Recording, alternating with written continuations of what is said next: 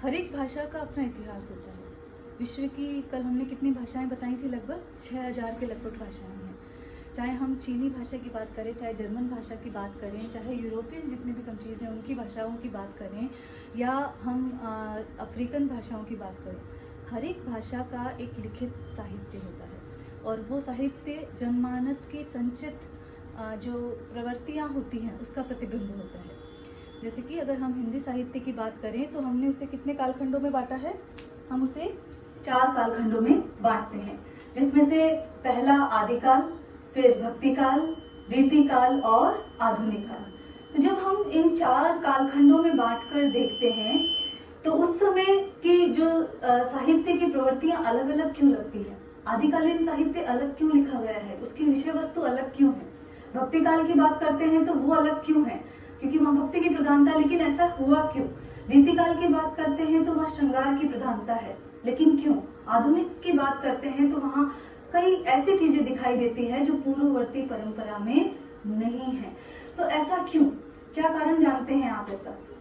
इसके पीछे ये चीजें होती है कि हर समाज जो है वो समय सापेक्ष बदलता रहता है और समाज पर तदयुगीन परिस्थितियां जो है वो विशेष प्रभाव डालती हैं। चाहे वो सामाजिक परिस्थितियां हो, चाहे राजनीतिक हो, चाहे आर्थिक हो, और उस स्थान विशेष का परिवेश हो। अगर वहां पर आक्रमण हो रहे हैं, आप ऐसा सोचिए, अगर किसी देश पर लगातार आक्रमण हो रहे हैं तो उसकी मनस्थिति अलग होगी। उसका साहित्य अगर वहां देखेंगे तो वैसे ही चीजें वहां पर क्रांतिकारी चीजें अधिक दिखाई देगी। उसकी जनमानस की या भय का जो वातावरण है वो अधिक दिखाई देगा। यदि किसी समाज में आतंक का बोलबाला है तो वो उस आतंक से निजात पाने की भी कोशिश करेगा और उस आतंक की फलश्रुति उस समाज में क्या हो रही है वो भी वो देखना चाहेगा। तो समाज जिस तरह से भी विकास करेगा, उन विकसनशील अवस्थाओं का सूचक क्या है? साहित्य है। आदिकालीन समाज को जब देखते हैं या आदिकालीन साहित्य को जब हम देखते हैं तो जैसा कि मैं बार बार बता रही हूँ कि वहाँ 5 तरह की काव्य धाराएं थी: जैन, सिद्ध, नाथ, लौकिक काव्यधारा और रासो साहित्य, जिसे हमने युद्धों की अतिशयता का वर्णन वाला साहित्य भी कहा। तो निसंदेह वहाँ ये चीजें थी। उस समय सिद्ध परंपरा चल रही थी, जो 84 सिद्ध थे। बौद्ध धर्म का अवसान हुआ था और उससे 2 सिद्ध और जो नाथ है 2 संप्रदाय विकसित हुए और उस समय उसका अस्तित्व था। इसलिए वहां पर उस समय के साहित्य में हमने बांट दिया सिद्ध साहित्य और नाथ साहित्य। उस समय युद्ध हो रहे थे और युद्धों की अतिशयता का वर्णन हो रहा था, इसलिए वहाँ पृथ्वीराज रासो, बिसलदेव रासो, खुमान रासो, परमाल रासो जैसी रचनाएं भी देखने को मिलती है। साथ ही जैन साहित्य, जो हमने भाषा में भी बात की, जब आप भाषा पहुंचती है 11वीं से 14वीं शताब्दी तक तो अपभ्रंश का बोलबाला था। तो जैन साहित्य जो लिखा गया वो अपभ्रंश में लिखा गया, चाहे शोरसेनी में हो, अर्धवागधी में हो, दोनों में अपभ्रंश में लिखा गया। और फिर अपभ्रंश के बाद जो भाषा संक्रमित होकर अगले कालखंड तक पहुंचती है उसे अवहट भी कहा गया। और फिर अवहट के बाद ब्रज, अवधी ये आई और उसके बाद हिंदी का प्रारंभ होता है। तो हिंदी का प्रारंभ होता कहाँ से है? हिंदी का प्रारंभ हमने तो विकास में तो कह दिया 1000 ईस्वी के आसपास, लेकिन वो हिंदी की उपभाषाएं और बोलियां, लेकिन हिंदी किसे कहा हमने? परिनिष्ठित हिंदी कहा किसे है? परिनिष्ठित हिंदी पश्चिमी हिंदी की एक बोली, जिसे खड़ी बोली कहा गया है, वही जब व्यापक रूप में भारतवर्ष में साहित्यिक भाषा या परिनिष्ठित भाषा के रूप में स्थापित हो गई थी, तो वो एक बोली 22 बोलियों में से एक बोली है, लेकिन उसमें इतना विपुल साहित्य लिखा गया है, उसमें इतना परिनिष्ठित साहित्य लिखा गया है और उसे हिंदी की राजभाषा, राष्ट्रभाषा बना दिया गया। राजभाषा अघोषित है, घोषित नहीं है, अभी तक संविधान में उसका उल्लेख नहीं है, लेकिन बना दिया गया। और फिर इसे जब बना दिया गया तो इसके साहित्य को हमने 4 भागों में बांट दिया, जिसे आदिकाल, भक्तिकाल, रीतिकाल और आधुनिक काल कहते हैं। अब बात जब आती है आधुनिक काल, हमारी बात आधुनिक काल पर हम करेंगे। तो जब हम आधुनिक काल की बात करते हैं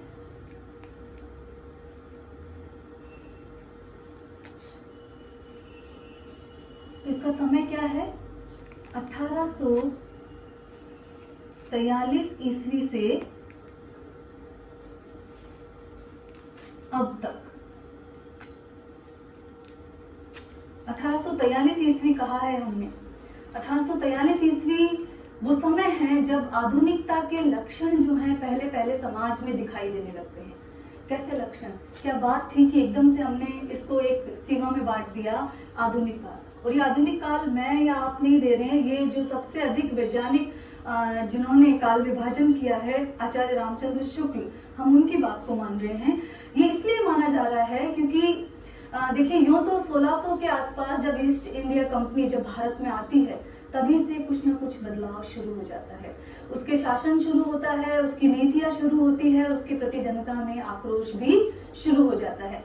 लेकिन 1843 ईस्वी के आसपास उसका उतना पुरजोर विरोध शुरू होता है, साथ ही समाज में इतनी गतिविधियां प्रारंभ होती है, चाहे वो ब्रह्म समाज की स्थापना हो, चाहे प्रार्थना समाज की स्थापना हो, या आर्य समाज की स्थापना हो, ये सारा इस शताब्दी में होता है। तो यहाँ पर हमने एक रेखा खींच दी, 1843 ईस्वी से आधुनिक काल का प्रारंभ मान लिया। अब आधुनिकता की जो अवधारणा है उसमें ये है कि जो लोकतांत्रिक समतावादी जो दृष्टि जो समाज में थी, वो किस प्रकार जन जन तक फैली, किस प्रकार वो जनोन्मुखी हुई, तो हमने उसे आधुनिक काल का नाम दे दिया। आधुनिक शब्द अगर हम देखें तो ये अधुना शब्द से बना है और इसमें एक प्रत्यय जुड़ गया है, तो क्या हो गया? आधुनिक। जब अधुना का अर्थ हम देखते हैं तो उसका मतलब होता है संप्रति, जो वर्तमान में है, संप्रति या वर्तमान। तो ये किसका अर्थ है? अधुना का, और इसी से क्या बना है? आधुनिक शब्द बना है। जो इस समय का है, जो वर्तमान का है, जो हाल का है, वो क्या कहलाएगा? आधुनिक कहलाएगा। तो हिंदी साहित्य में अगर हम देखें तो ये प्रवृत्ति मूलक चीज कहा गया, और इसको इसलिए माना गया आधुनिक काल, इस समय सीमा को, क्योंकि एक तो इस समय भारतेंदु हरिश्चंद्र का आविर्भाव हुआ, इसके आसपास ही भारतेंदु हरिश्चंद्र का आविर्भाव। दूसरा कारण जो है 1857 की क्रांति, जो कि अंग्रेजों का पुरजोर विरोध थी, और एक तरह से भारतीय स्वतंत्रता संग्राम का आगाज यहाँ से होता है। एक और प्रवृत्ति अगर हम देखें तो यहीं पर हम देखते हैं कि भारतेंदु हरिश्चंद्र की जो पत्रिका है, सर्वप्रथम जिस भारतेंदु की पत्रिका ने या अन्य पत्रिकाओं ने इसमें बहुत योगदान दिया है। तो हरिश्चंद्र जो पत्रिका है उसका प्रारंभ भी कब से होता है? 1868 ईस्वी से। तो कुल मिलाके इस समय सीमा के आसपास के समय सीमा को आधुनिक काल का नामकरण देना यहाँ पर संगत प्रतीत होता है। अगर आधुनिक काल का हिंदी साहित्य की दृष्टि से विभाजन देखें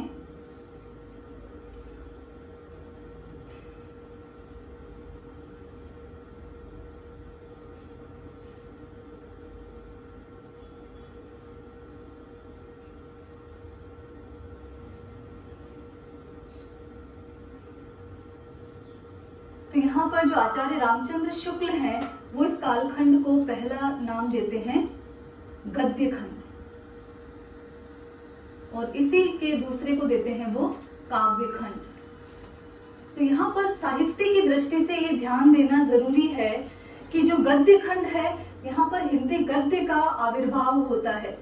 जो राम प्रसाद निरंजनी का जो ग्रंथ है वो पहले आता है, भाषा योग वशिष्ठ, और इसलिए गद्य खंड, चाहे आप 84 वैष्णवन की वार्ता लो जो भक्ति काल से आ रही है, 52 वैष्णवों की वार्ता लो, तो हिंदी गद्य का पदार्पण पहल यहाँ पर भारतेंदु युग में दिखाई देता है, इसलिए भी इन्होंने गद्य खंड नाम दिया। तो आधुनिक काल की जो पहली सरणी है या आधुनिक काल को जो नामकरण देने वाली बात है, हर कालखंड का नामकरण आपको देखना है, तो आधुनिक काल का गद्य खंड नामकरण किसने दिया है? आचार्य रामचंद्र शुक्ल ने। ये लिख लें आप। फिर इसे एक नाम और दिया गया, वर्तमान काल, और वो किसने दिया? मिश्र बंधु। आधुनिक काल को वर्तमान काल नाम दिया है मिश्र बंधु ने। आधुनिक काल को आधुनिक काल नाम देने वाले ही डॉक्टर राम कुमार वर्मा हैं।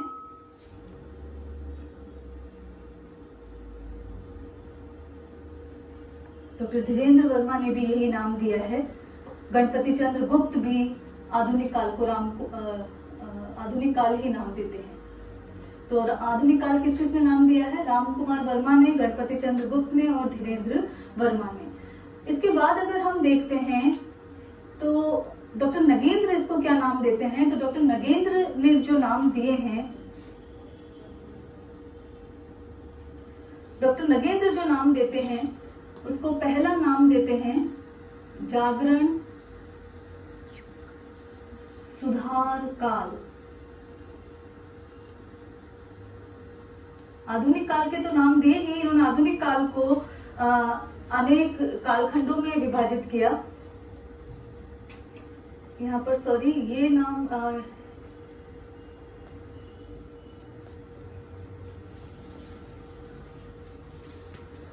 डॉक्टर नगेंद्र आधुनिक काल को तो आधुनिक काल ही नाम दे रहे हैं।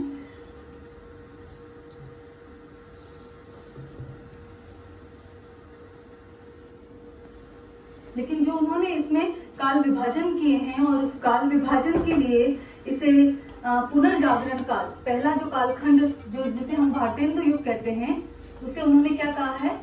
पुनर्जागरण काल। इन्होंने दो तरह की नाम पद्धति अपनाई है। पुनर्जागरण काल जिसे इन्होंने कहा है भारतेंदु युग,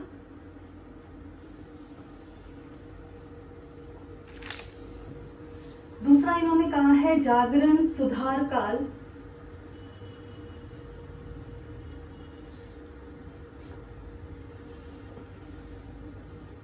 जिसे इन्होंने द्विवेदी युग कहा।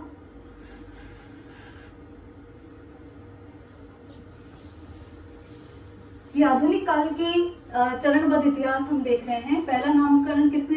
आधुनिक काल के पहले भाग को पुनर्जागरण काल या भारतेंदु युग कहा है इन्होंने। दूसरे को जागरण सुधार काल या द्विवेदी युग कहा है। तीसरे को छायावाद, इसमें दो नाम नहीं किए इन्होंने। और जो अगला है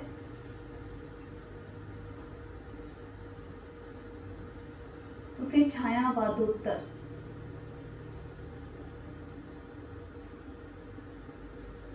काल खंड कहा है। ठीक है, तो ये जो काल विभाजन है आधुनिक काल का, ये किसने किया है? डॉक्टर नगेंद्र ने पहल किया है। जब हम इनकी समय सीमा को देखते हैं तो पुनर्जागरण काल या भारतेंदु युग की जो समय सीमा उन्होंने बताई है वो 1857 से 1900 ईस्वी तक। ठीक है, जो भारतेंदु का समय है वो बताया गया है 1857 से 1900 तक। जागरण सुधार की हम बात करते हैं तो वो 1900 से 1918 ईस्वी तक। छायावाद का देखते हैं तो 1918 से 1936 ईस्वी से तक। और छायावादोत्तर जब हम देखते हैं, जिसमें पहला जो प्रयोगवाद है वो 1943 तक है। छायावादोत्तर का पहला आप प्रयोगवाद कर लीजिए, सॉरी प्रगतिवाद, ये प्रगतिवाद का समय है।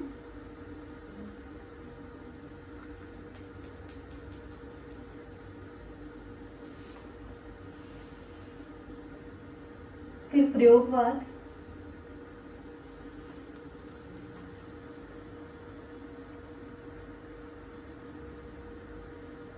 और फिर समकालीन।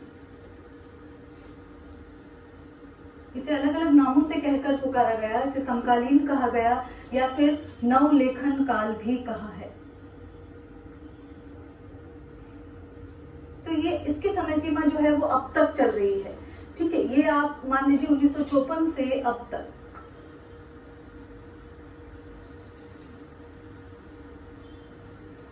तो ये आपको ध्यान रखना बहुत महत्वपूर्ण है कि आधुनिक काल का जो पहला कालखंड है उसे पुनर्जागरण काल या भारतेंदु युग की संज्ञा दी गई, जिसे 1857 से 1900। आज हम जिसका अध्ययन करेंगे वो यही है, भारतेंदु युग 1857 से 1900 तक। जागरण सुधार काल किसे दिया गया? द्विवेदी युग को नाम दिया गया, क्योंकि इसमें न केवल जनता को जागृत करने का प्रयास किया गया बल्कि समाज में जितने प्रकार के अंधविश्वास थे उन्हें दूर करने का प्रयास किया गया। साथ ही भाषा की परिष्कृति के संबंध में भी बहुत महत्वपूर्ण पत्रिकाएं निकाली गई और उसके महत्वपूर्ण प्रयास किए गए। छायावाद का समय दो महायुद्धों के बीच का समय है, 1918 से 1936। छायावादोत्तर में प्रगतिवाद और प्रयोगवाद, पहला कालखंड इसका जो है वो प्रगतिवाद है, फिर प्रयोगवाद। उसके बाद जो नवलेखन काल आता है वो 1954 से लेकर अब तक, जिसमें चाहे कहानी हो, चाहे कविता हो या अन्य साहित्य की विधाएं हो, उनमें नए प्रयोग, यहाँ पर नवीन भावभूमि और नवीन विषय यहाँ पर समावेशित हो जाते हैं। तो ये आधुनिक काल का सारा खाका है, जिसमें आपने न केवल ये देखा कि आधुनिक काल नामकरण कैसे हुआ है, किसने इसे गद्य खंड नाम दिया है, कौन इसे इसके वर्तमान काल नाम देता है और कौन किसने आधुनिक काल का आगे विभाजन किया है।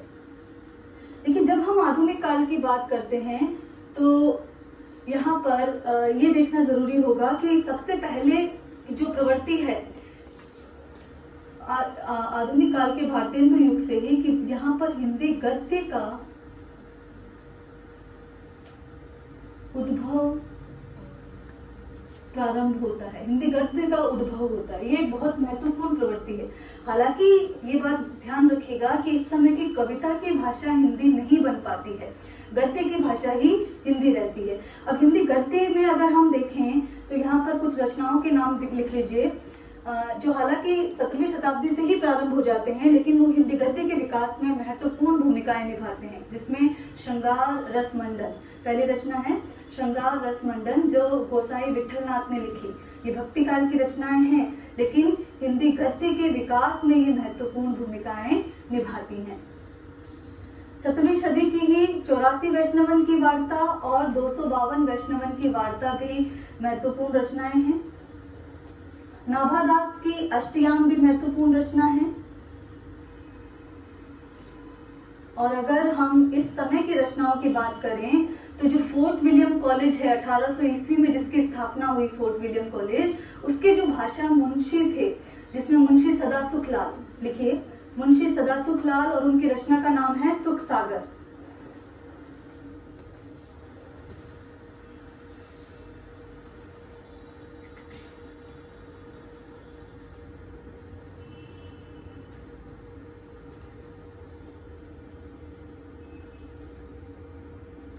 ये लिखी गई 1818 ईस्वी में। 1800 ईस्वी में फोर्ट विलियम कॉलेज की स्थापना होती है और 1818 ईस्वी में ये भाषा मुंशी के रूप में जहां वो नियुक्त थे सदासुखलाल, वो सुख सागर की रचना करते हैं। इसी तरह लल्लू लाल जो है वो प्रेम सागर की रचना करते हैं।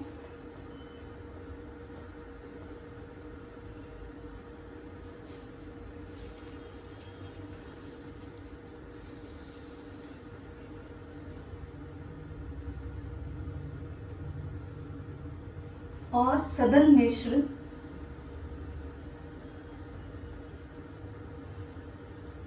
नासिकेतो पाख्यान की रचना करते हैं।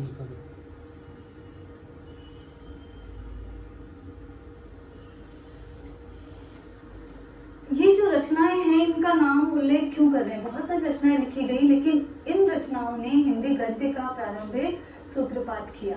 जब सदल मिश्र की बात करते हैं, लल्लूलाल की बात करते हैं या सदासुखलाल की बात करते हैं, तो ये फोर्ट विलियम कॉलेज से जुड़े हुए थे और वहाँ भाषा का अध्ययन अध्यापन कर रहे थे जॉन गिलक्रास्ट की अध्यक्षता में। ठीक है, यहाँ पर एक और नाम है इंशाअल्लाह खां, जिन्होंने रानी केतकी की कहानी लिखी, जो हिंदी की प्रारंभिक कहानियों में गिनी जाती है।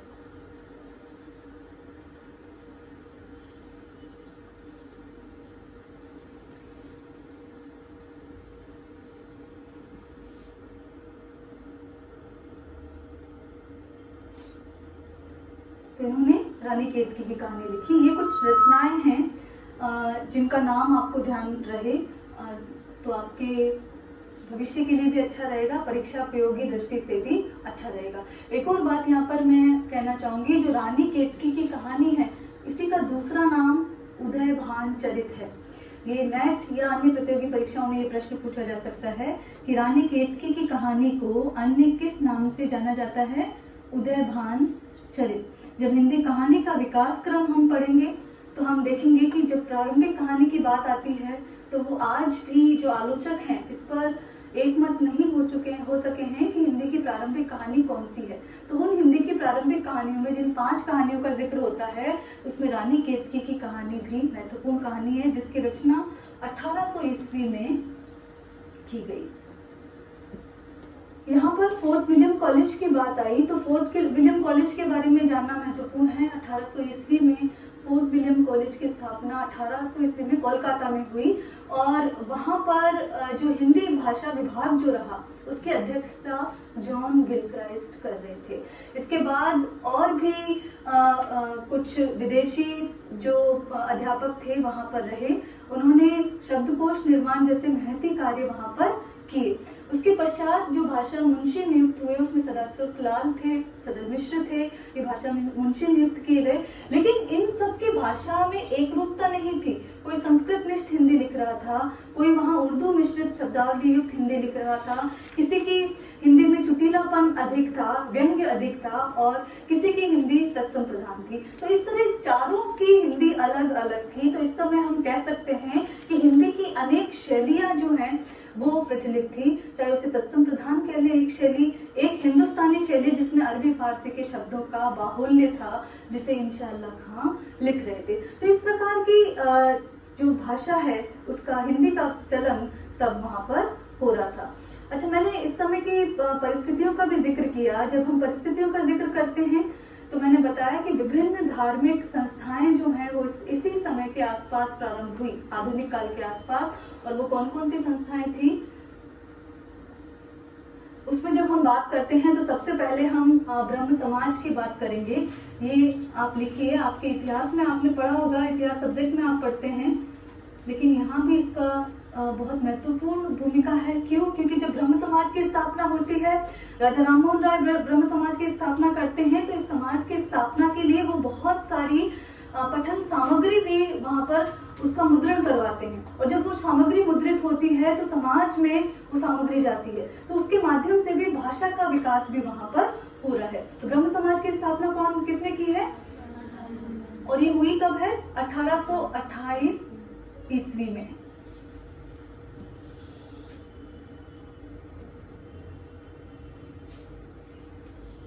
राजा राममोहन राय।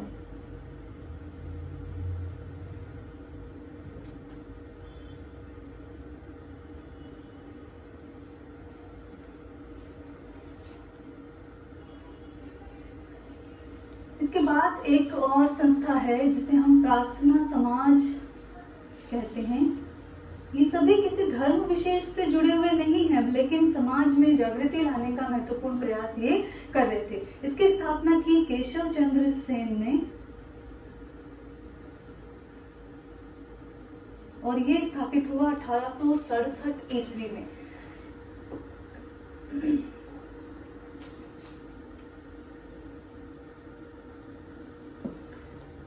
रामकृष्ण मिशन, इसकी स्थापना किसने की है? बताइए जल्दी से। स्वामी विवेकानंद इसकी स्थापना करते हैं। और कब हुई है इसकी स्थापना? इसकी स्थापना 1897 के आसपास कोलकाता में हुई है। 1897 को कोलकाता में। थियोसॉफिकल सोसाइटी जो है, जिसकी स्थापना विदेश में तो हो ही चुकी थी और एनी बेसेंट इसे भारत में लेकर आती हैं। इसकी स्थापना 1875 में।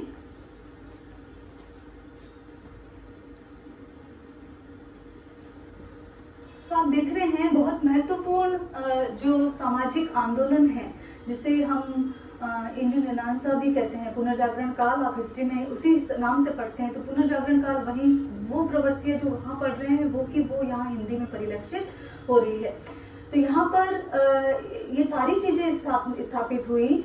अगर आप ये देखें थियोसॉफिकल सोसाइटी की जो मुख्य यहाँ पर जो शाखा 1882 में खोली गई अडियार में, मद्रास में, है ना, ये भी ध्यान रखें। यहाँ पर इन सभी ने बहुत महत्वपूर्ण कार्य किए। न केवल सामाजिक समरसता का कार्य किया, चतुर्द्वार का कार्य किया, जाति जो भेद था उसे समाप्त करने का कार्य किया, वर्ग भेद समाप्त करने का बहुत महत्वपूर्ण प्रयास किया। और जितने भी धार्मिक अंधविश्वास और रूढ़ियाँ तत्कालीन समाज में प्रचलित थी, चाहे वो स्त्री शिक्षा का वहाँ विरोध रहा हो, उसे समाज में जागृति की तरह लेकर आना, चेतना की तरह लेकर आना कि नहीं, स्त्रियां भी शिक्षित होने की उतनी ही अधिक अधिकारिणी हैं। तो ये सारी बातें जो लेकर आए हुए समाज, ये चारों संस्थाएं लेकर आई और इनसे समाज में जागृति पैदा हुई और वही भावना किसमें दिखाई देती है, हमें साहित्य में भी परिलक्षित होती है। चारों जो ये भाषा मुंशी हुए उनका महत्वपूर्ण कार्य है। इसके बाद अब हम पहला कालखंड जो हम देख रहे हैं, भारतेंदु युग। जब हम भारतेंदु युग देखते हैं तो भारतेंदु युग जिसका समय सीमा क्या बताई है मैंने, 1857 से 1900। लेकिन जब हमने आधुनिकता की अवधारणा मानी है वो 1843 से ही मान ली है। ठीक है, अब ये 1857 से मानने का क्या औचित्य है? ये 1857 से 1900 हमने इसलिए मान लिया है कि भारतेंदु हरिश्चंद्र का जन्म जो है 1850 के आसपास होता है। आप चाहें तो 1850 से 1900 भी मान लेते हैं। 1850 में भारतेंदु का जन्म होता है, 1885 में इनका देहावसान हो जाता है।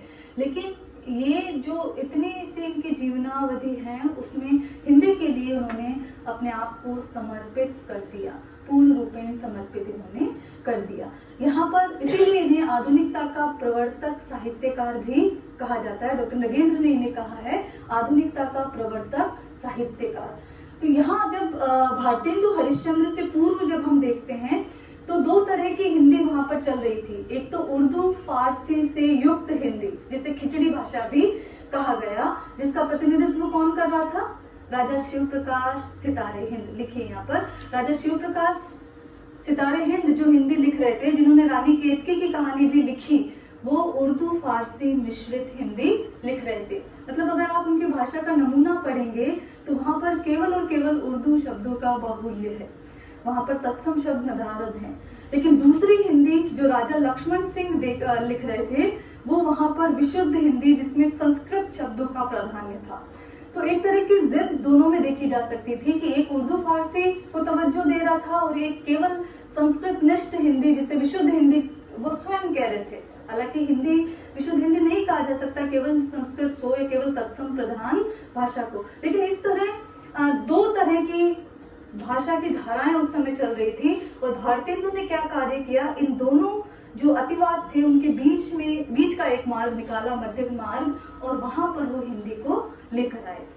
इसके साथ ही भारतेंदु की जब हम बात करते हैं तो उन्होंने गद्य की नाना विधाओं का पहल हिंदी में प्रारंभ किया। प्रादुर्भाव करते हैं वो गद्य विधाओं का प्रारंभ करते हैं तो उनमें चाहे वो कहानी हो, चाहे उपन्यास हो, नाटक, रेखाचित्र, संस्मरण, यात्राव्रत, ये तमाम जो विधाएं हैं, जीवनी, डायरी, ये सारी की सारी पहले बार हिंदी में वो लेकर आते हैं।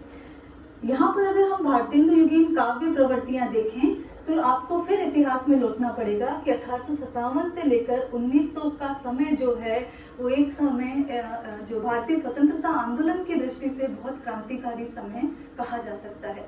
क्योंकि उसी समय जो सारी नीतियां बन रही थी, जितने प्रकार के परिवेश से किस प्रकार लोहा लेना था, लड़ना था, किस प्रकार से आंदोलन जो आगे 1900 से 1920 तक जितने भी असहयोग आंदोलन और जितने आंदोलन आए तो उनकी पृष्ठभूमि यहाँ पर तैयार कहीं ना कहीं हो रही थी। तो उसी आलोक में देखिए आपको स्वयं को 1857 से 1900 में खड़ा करना पड़ेगा, जिसकी जो पहली प्रवृत्ति है उसमें आप देख सकते हैं राष्ट्रीयता कि मतलब राष्ट्र है वही सर्वोपरि है, जो भारत है वही सर्वोपरि है।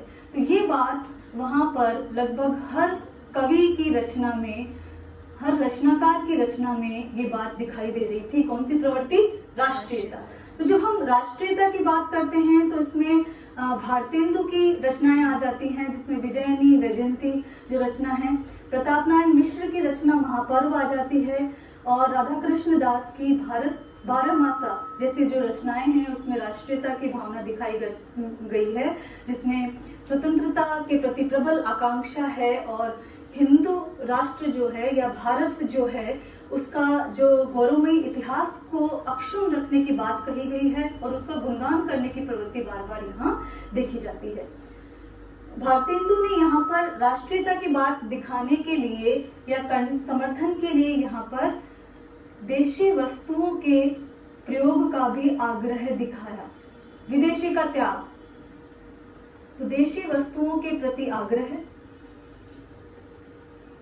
और दूसरी भाषा हमारी हो, अंग्रेजी भाषा नहीं, अंग्रेजी का विरोध किया गया, पुरजोर विरोध किया गया। अंग्रेजी का ही क्यों विरोध किया गया, यहाँ आपको समझने की आवश्यकता है। ऐसा नहीं कि वहां अंग्रेजी का विरोध किया गया तो आप भी अंग्रेजी का विरोध कर दो। उस समय जो हमारे शासक था, जो हमारा क्रूर शासक था, उस वर्ग की भाषा अंग्रेजी थी। आज ऐसा नहीं है कि आप आज भी अंग्रेजी का विरोध करने लगे। उस समय जो शासन व्यवस्था थी वो अंग्रेजी शासन था, तो उन्होंने अंग्रेजी का विरोध किया और एक बात उठाई कि निज भाषा उन्नति अहे सब उन्नति को मूल, कि मेरा देश जब जिस भाषा की बात नहीं करता, जिस भाषा में नहीं समझता, अगर उसकी बात नहीं की जाए तो वो बेमानी है, उसमें हम उन्नति नहीं कर सकते। ऐसे ही बात प्रताप नारायण मिश्र भी कहते हैं कि छोड़ी नागरी शगुन आगरी उर्दू के रंगराते, देसी वस्तु बिहार विदेशन को सर्वस्व ठगाते।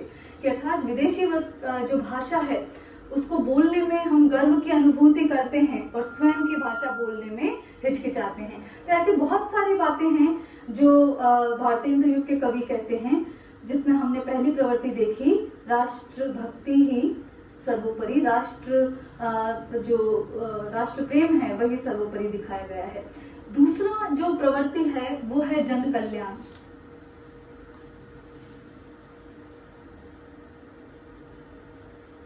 भारतेंदु युगीन कवि जनता का कल्याण चाहता था, वो जनोन्मुखी था। भारतेंदु युग से ठीक पहले कौन सा कालखंड है, रीतिकाल है। रीतिकाल में जनता से कोई लेना देना नहीं था, वहां केवल श्रृंगार और दरबार था। ठीक है, इसीलिए रीतिकाल को दरबारी साहित्य भी कहा जाता है। तो वहां जनता विमुख थी। तो यहाँ पर जो भारतेंदु युगीन कवियों का ध्यान जनता के कल्याण पर गया और जनता में जितनी भी सारी विसंगतियां, कुरीतियां, अस्पृश्यता हो, चाहे वो विधवा विवाह हो या बाल विवाह हो, विधवा विवाह का विरोध, विधवा विवाह तो कुरीति नहीं मानी जाएगी, विधवा विवाह का विरोध जहाँ हो रहा था, या सती प्रथा जो है, वैसी चीजों का निराकरण के लिए जो प्रयास किए गए वो कौन से प्रयास कहलाए, जनोन्मुखी प्रयास कहलाए, क्योंकि वो यथार्थ से टकरा रहा था। वो केवल यूटोपिया में, एक आदर्श समाज में नहीं जी रहा था, वो जीवन की जो जीवन से दो चार होता है मनुष्य, जिन समस्याओं को जूझता है उससे वहां रूबरू वहां पर वो करवा रहा था। तो यहाँ पर भारतेंदु लिखते हैं, जब भारत दुर्दशा का चित्रण वो करते हैं, भारत दुर्दशा ग्रंथ नहीं है लेकिन भारत दुर्दशा का चित्रण वो इस तरह करते हैं कि हा हा रो सब मिली भारत भाई, हा हा भारत दुर्दशा ना देखी जाए। ऐसी रचना सब करते हैं कि रो बहु सब मिली भारत भाई, हा हा भारत दुर्दशा ना देखी जाए। इसी तरह राधाचरण गोस्वामी भी इस रचना लिखते हैं, मैं हाय हाय दे धाए पुकारी, भारत की डूबी नाव उबारे कोई। तो यहाँ तक आप जिन जिन कवियों को देख रहे हैं, तो कौन कौन से कवि आ रहे हैं, राधा कृष्ण दास जो हैं वो भारतेंदु युग के कवि हैं, जो भारत दुर्दशा का चित्रण कर रहे हैं, भारत की कुरीतियों का चित्रण कर रहे हैं, स्वयं भारतेंदु कर रहे हैं, बालकृष्ण भट्ट कर रहे हैं,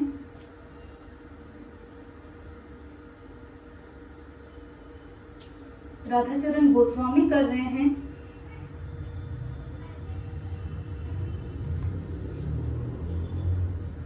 ये सारे कवि इन प्रवृत्तियों का प्रतिनिधित्व कर रहे हैं जिनका हम यहाँ उल्लेख कर रहे हैं। तो ये दूसरी प्रवृत्ति महत्वपूर्ण जन कल्याण की रही, जिसमें सभी कवियों ने, इनसे इतर भी और कवि हुए जो जनोन्मुखी दृष्टि लेकर पहली बार हिंदी कविता के क्षेत्र में आए। हिंदी कविता को आप यहाँ ब्रज कविता माने, क्योंकि भारतेंदु में कविता की भाषा कौन सी थी, ब्रज भाषा।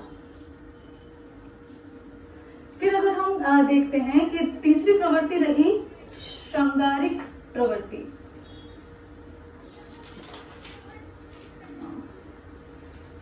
श्रृंगारिक प्रवृत्ति, देखिए इससे पहले का कालखंड में बार बार बता रही हूँ कौन सा था, रीतिकाल। तो रीतिकाल की जो धारा है उससे मुक्त होना इतना आसान नहीं था। तो भारतेंदु युग में श्रृंगारिक प्रवृत्ति भी दिखाई देती है, और एक नेक्स्ट प्रवृत्ति हम जो अगली देखेंगे वो भक्ति धारा भी दिखाई देती है। ठीक है, तो दोनों ऐसा नहीं कि श्रृंगार का बिल्कुल ही विरोध कर दिया। मनुष्य है तो श्रृंगार का आग्रही भी रहेगा, प्रेमी भी रहेगा। तो प्रकृति के प्रति जो प्रेम भावना थी, जो प्रकृति के नाना उपादान हैं उसके प्रति प्रेम भावना, स्त्री के प्रति प्रेम भावना, वो अन्य प्रवृत्तियां भी इस कालखंड में देखी गई। भारतेंदु स्वयं जब प्रेम माधुरी या प्रेम सरोवर जैसी रचनाएं लिखते हैं तो वो ऐसी ही प्रवृत्ति का प्रतिनिधित्व करते हैं। प्रेम माधुरी, प्रेम फुलवारी,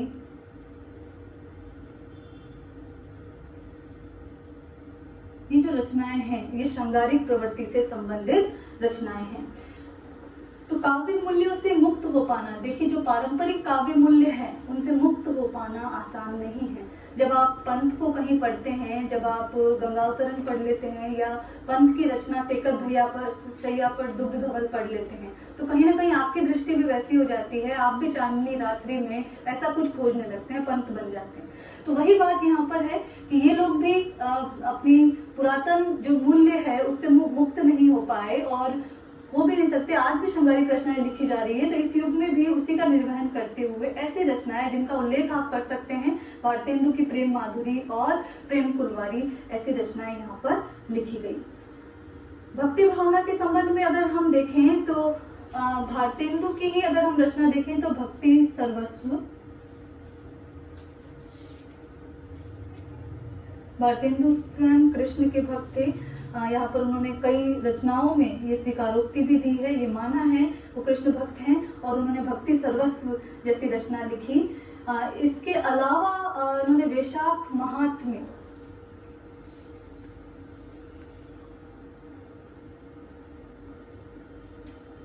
जैसी रचना भी वो लेकर आते हैं। लेकिन इसी समय जो अन्य कवि होते हैं प्रेमघन, जिनका पूरा नाम क्या है, बद्रीनारायण चौधरी प्रेमघन। लिखिए, बद्रीनारायण चौधरी प्रेमघन की अलौकिक लीला,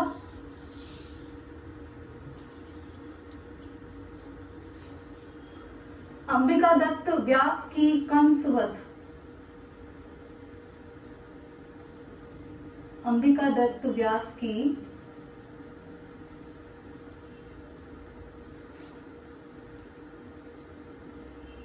कंसवध आदि रचनाएं भी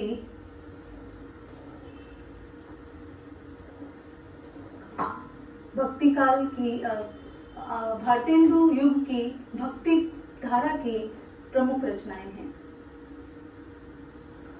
अगली जो प्रवृत्ति हम देखते हैं वो है प्रकृति चित्रण को लेकर।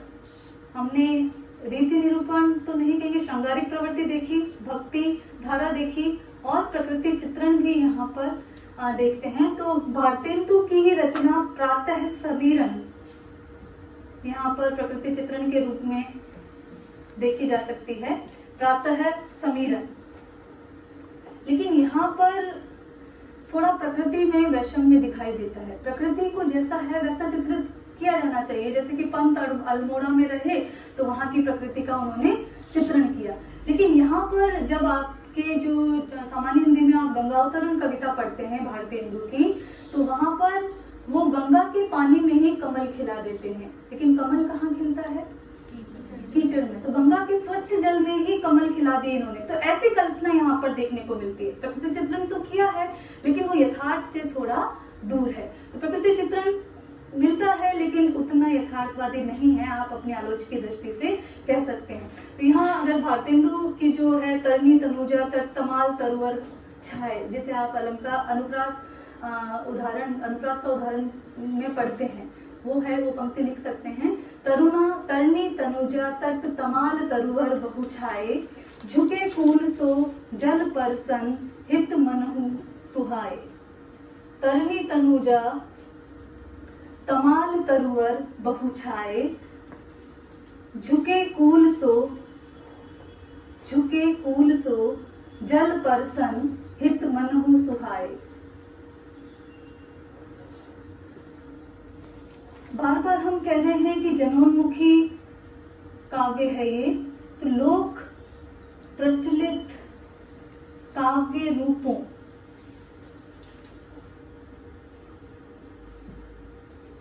प्रयोग यहाँ पर किया गया। अब लोक प्रचलित काव्य रूप कौन कौन से होते हैं, चाहे वो पहेलियां हो,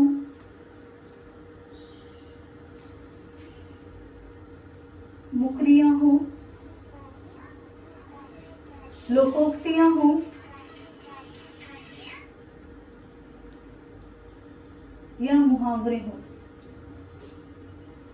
इन सभी का प्रयोग यहाँ भाषा में अधिकाधिक देखने को मिलता है। क्योंकि लोक से संबंधित है, लोक वाली चीज है, तो वहां पर इन्होंने इसका प्रयोग किया है। इन्हीं में हम अगर प्रताप नारायण मिश्र की रचनाओं को जब देखते हैं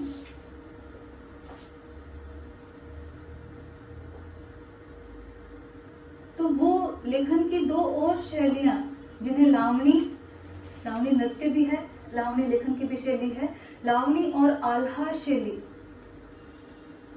प्रबोधन शैली में भी जिसे कहा जा सकता है, उन शैलियों का भी यहाँ पर प्रयोग वो करते हैं। तो इसी के साथ अगर हम देखें तो दोहा, पद और कवित्व जिसे सत्यनारायण कविरत्न लिखते हैं, कवित्व के प्रयोग भी यहाँ पर देखे जाते हैं।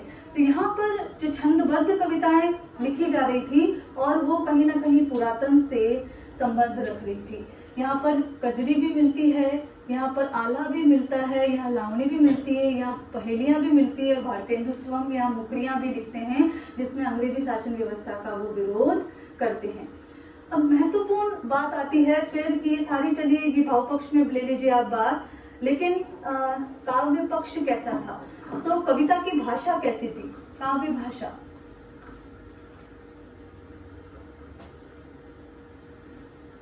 या सर्जन स्वरूप आप कह लीजिए, क्योंकि काव्य भाषा में आप लोग के कहीं केवल कविता को नहीं समझने, काव्य में गद्य और पद्य दोनों का समावेश है।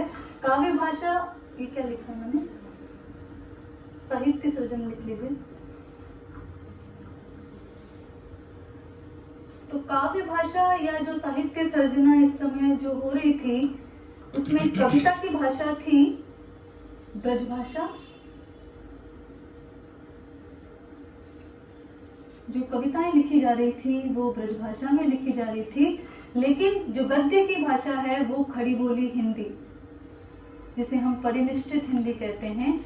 जो हिंदी भाषा की 22 बोलियों में से जो एक बोली है, वो इतनी अधिक उसने विस्तार पाया कि उसने समूचे हिंदी भूभाग की वो भाषा बन गई और वो खड़ी बोली हिंदी वहां पर उसके रूप में विवृत हुई। काव्य रूप जब हम देखते हैं तो काव्य रूप, जैसा कि मैंने पहले भी बताया कि यहाँ विभिन्न प्रकार के जो लोकोन्मुख काव्य रचना हुई, यहाँ दोहा भी लिखा गया, यहाँ पर सोठा भी लिखा गया, यहाँ लावणी, कजरी, आल्हा, मुकरियां, नाना रूपों में यहाँ पर काव्य रूप लिखे गए। यहाँ कुंडलियां भी लिखे गए, लेकिन हरिगीतिका, कवित्व जैसे पारंपरिक छंदों में भी रचनाएं हुई। तो काव्य रूप, अगला जो बिंदु डाल लीजिए प्रवृत्ति के रूप में।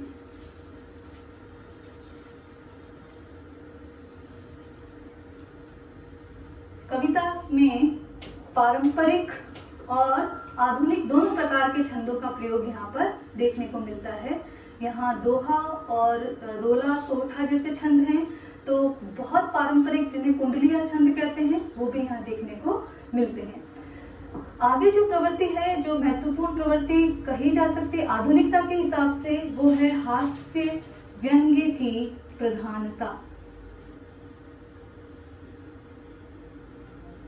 भारतेंदु स्वयं कहते हैं, चूरन साहब लोग जो खाता, सारा हिंद हजम कर जाता। तो सारे हिंद को हजम करने की ताकत रख रहे हैं कौन? अंग्रेज लोग।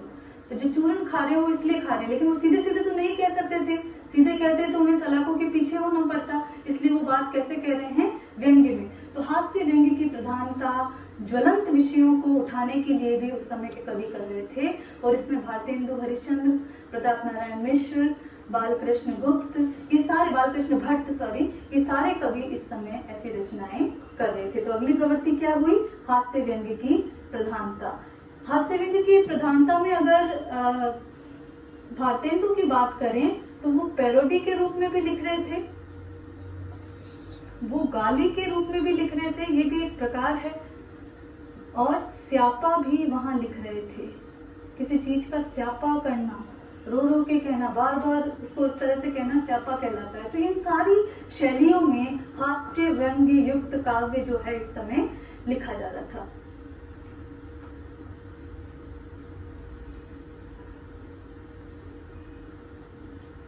एक और प्रवृत्ति है और लगभग अंतिम प्रवृत्ति में यहाँ पर कहूंगी इसे, समस्या पूर्ति काव्य। बहुत अधिक लिखा गया।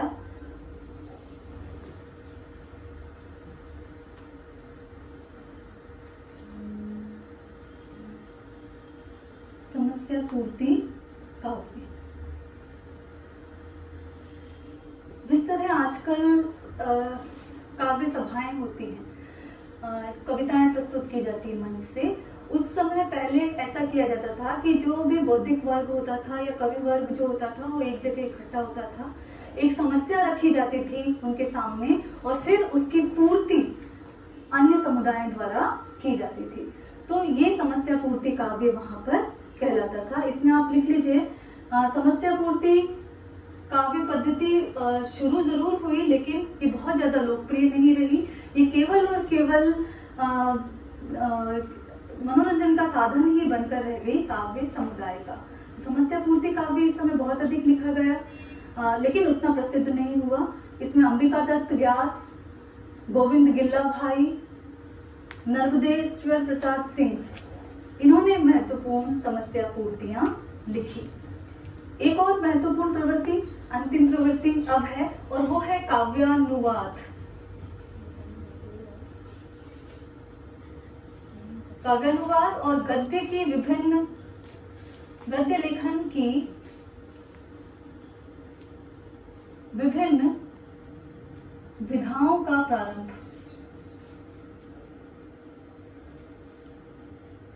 गद्य लेखन की विभिन्न विधाओं का प्रारंभ। तो एक तो काव्यानुवाद किया गया। काव्यानुवाद जो अन्य चाहे बांग्ला से हो, चाहे अंग्रेजी से हो, चाहे उर्दू से हो, वहां से महत्वपूर्ण ग्रंथ चुने गए और उनका अनुवाद यहाँ पर प्रस्तुत किया गया। दूसरी ही गद्य लेखन की विविध विधाएं यहाँ पर प्रयोग में ली गई। गद्य लेखन की विभिन्न विधाएं जिसमें हम कहानी, रेखाचित्र, संस्मरण आदि की बात करते हैं, उनका यहाँ पहले प्रारंभ हुआ। तो ये भारतेंदु युग की हम बात कर रहे थे, जिसमें स्वयं भारतेंदु हरिश्चंद्र, राधा कृष्ण दास, अंबिका दत्त व्यास, प्रताप नारायण मिश्र, पंडित बालकृष्ण भट्ट, बद्रीनारायण चौधरी प्रेमघन, लाला श्रीनिवास दास और राधाचरण गोस्वामी जैसे रचनाकार इस समय रचना कर रहे थे। इन्हीं रचनाकारों को भारतेंदु मंडल का लेखक भी कहा गया। तो ये लेखक मिलकर इन सारी काव्य प्रवृत्तियों पर, इन सारी प्रवृत्तियों पर अपनी लेखनी चला रहे थे। तो ये आधुनिक काल का पहला कालखंड भारतेंदु युग था जिस पर आज हमने चर्चा की। धन्यवाद।